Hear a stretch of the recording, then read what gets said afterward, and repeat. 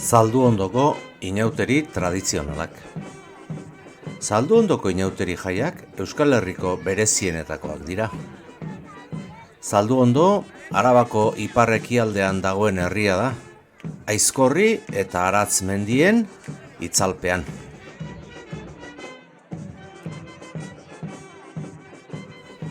Aspalditik ospatzen da inauteri herrikoi hau. Frankoren diktadura garaian debekatu egon zen, baina 1975ean herri ekimena dela medio berreskuratu zen, eta gaur egun bizi-bizirik darrai.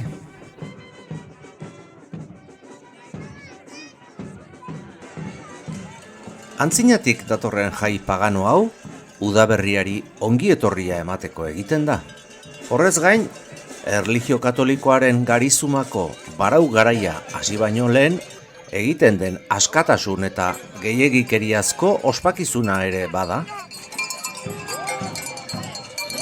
Euskal inauteri tradizionalak dituen ezaugarriak agertzen zaizkigu bete-betean.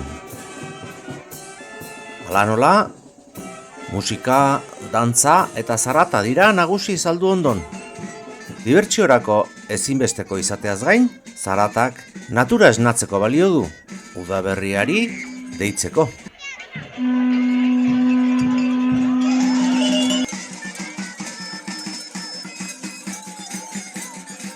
Arau urratzeak.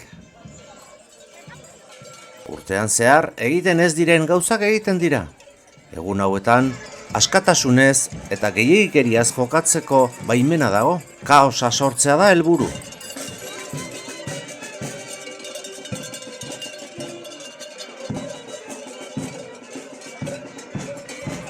Ritual simbolikoak egiten dira.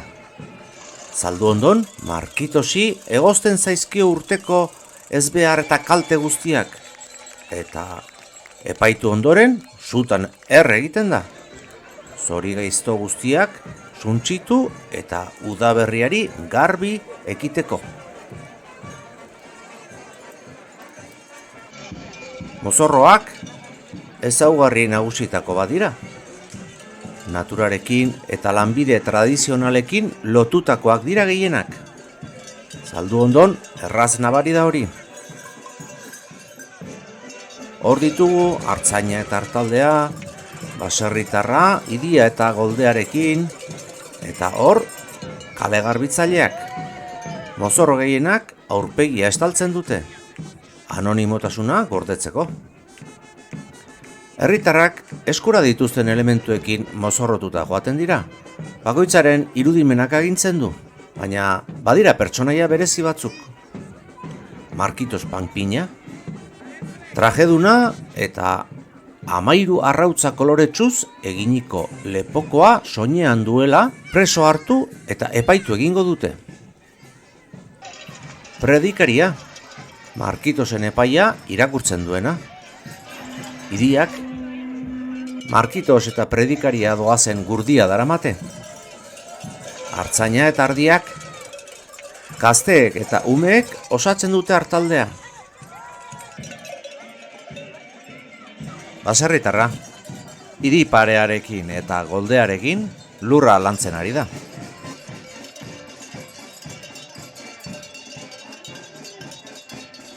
Hartza eta ezlea edo domadorea. Hartza neguko lozorrotik esnatu da eta udaberria badautorrela iragartzen du.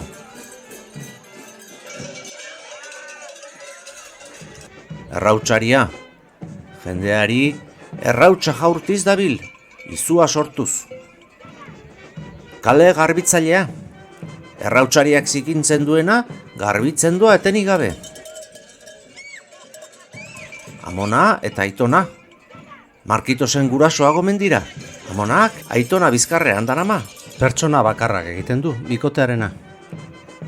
Porreroak, zaku oialez mozorrotutako pertsonaiak izen eta traketsak dira.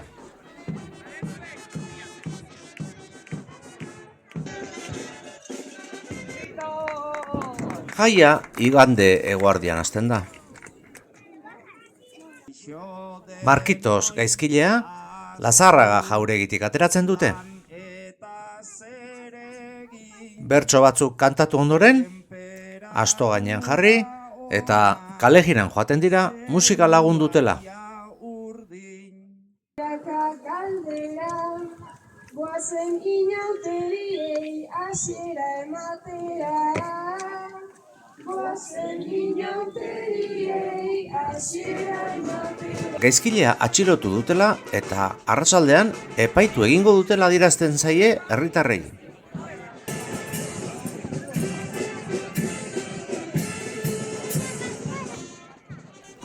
Eguerdiko erromeriaren amaieran, 7 metroko zurtoinean sartuta uzten dute Markitos, zuti-zutik, eta dantza batzuren ondoren herri bazkarira joaten da jendea.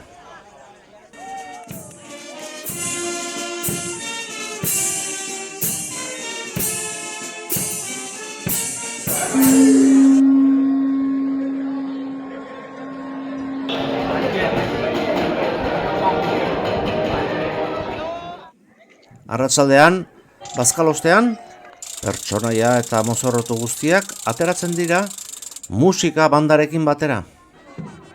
Markitos zurtoinetik ateratzen dute, gurdi batean jarri, eta predikatzailearekin batera, kale jira alai eta zoro batean abiatzen dira. Dantza, musika eta divertimenduko erromeria kalez kale ibili ondoren, herriko plazara iristen da.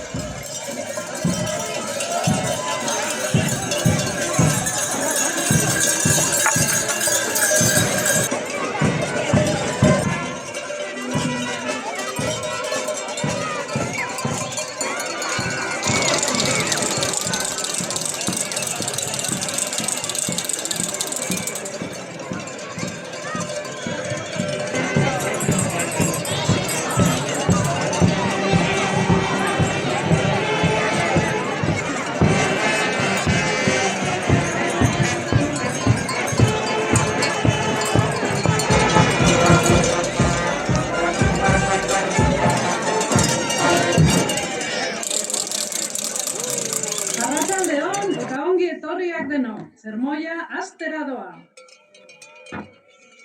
Hemen, jende zinguratuta, predikariak sermoia irakurtzen du. Txarrenaren laguntzaile eta aholkularia da. Guk aukeratzen ez ditugun, baina mundua gobernatzen duten hiltzaile siniestro horien kolega da.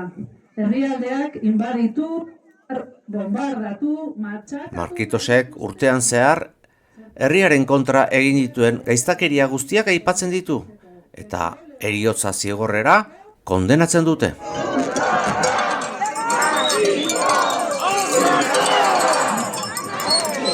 Bueltatuko zara, Markitos, badakigu, baina momentuz zure patua erabaki dugu. Zutan erreko zara, gora inauteriak! Gora zaudete!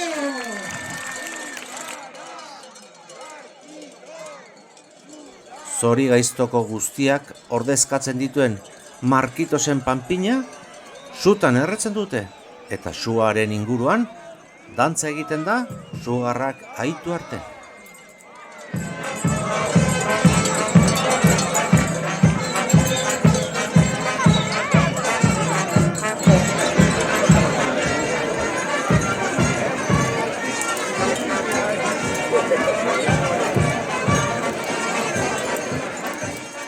Suak garbiketa funtzioa du, eta horrekin, herriko gaitz eta gatazkak erre eta desagertu egiten dira. Markitos, gaizkile edo bidelapur modura irudikatzen da. Agian, egiazko pertsona bat mito bihurtua, baina berez, zanpantzar edo inauterietan erretzen diren beste hainbat panpinen itxura du. Bai Euskal Herrian eta bai Europan zehar maiz agertzen dena. Badirudi beraz, gaizkilearen mitoa eta erretzen den panpinak bat egin dutela pertsonaia berean.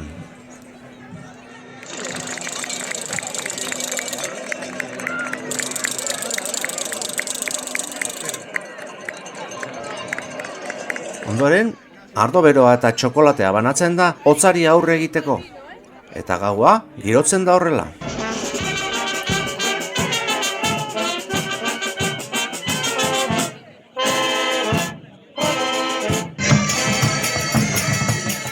musikak eta jaiak jarraitzen du. Eta datorren urtean, Markitos berriro gurekin izango da.